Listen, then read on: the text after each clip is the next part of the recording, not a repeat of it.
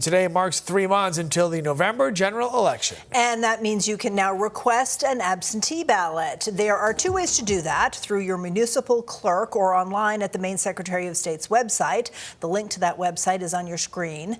Absentee ballots will be available beginning on Monday, October 5th. The deadline to request an absentee ballot is Thursday, October 29th.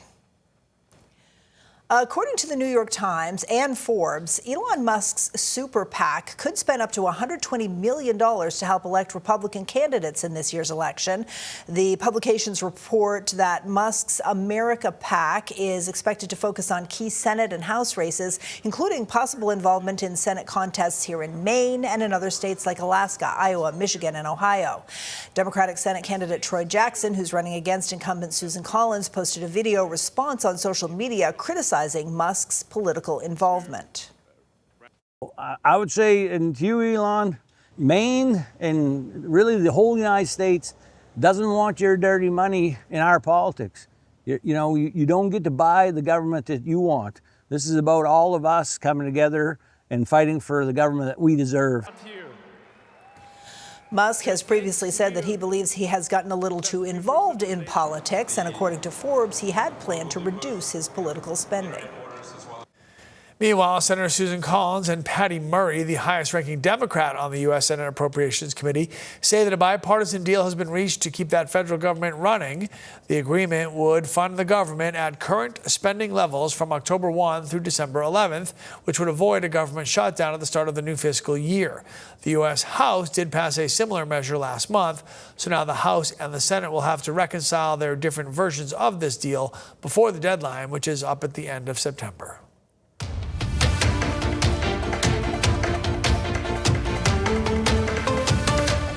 President Trump says talks between the U.S. and Iran are set to resume in Tehran today. This is after he canceled plans to strike multiple targets. NBC's Chris Pallone has the latest.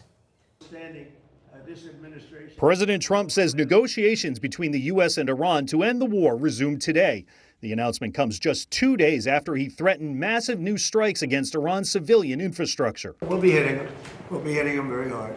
And, at some point they're going to say, we just can't take it anymore. But the president said Sunday U.S. allies in the Middle East, fearing more Iranian attacks against them, asked the U.S. to hold off. But when the allies ask to call it off, we got to sort of say, well, let's see. And the reason they asked is they think there's a deal.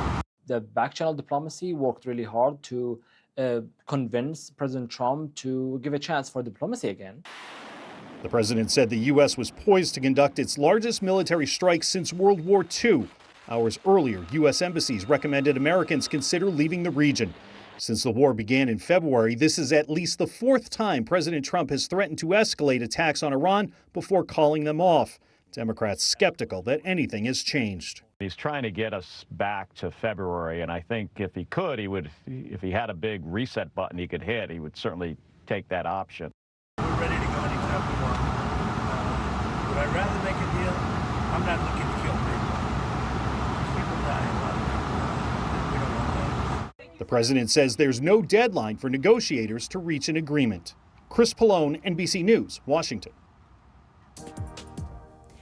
And following news of the canceled strikes, global oil futures fell significantly, causing gas prices to sort of stand still so far. As of this morning, the average price of a gallon of regular gas here in Maine is $4.12. That's relatively unchanged from yesterday, but 3 cents higher than a week ago and nearly 26 cents higher than a month ago. Experts say they believe prices will trend downward if a ceasefire deal is reached with Iran, but will likely remain elevated until the busy summer driving season is over.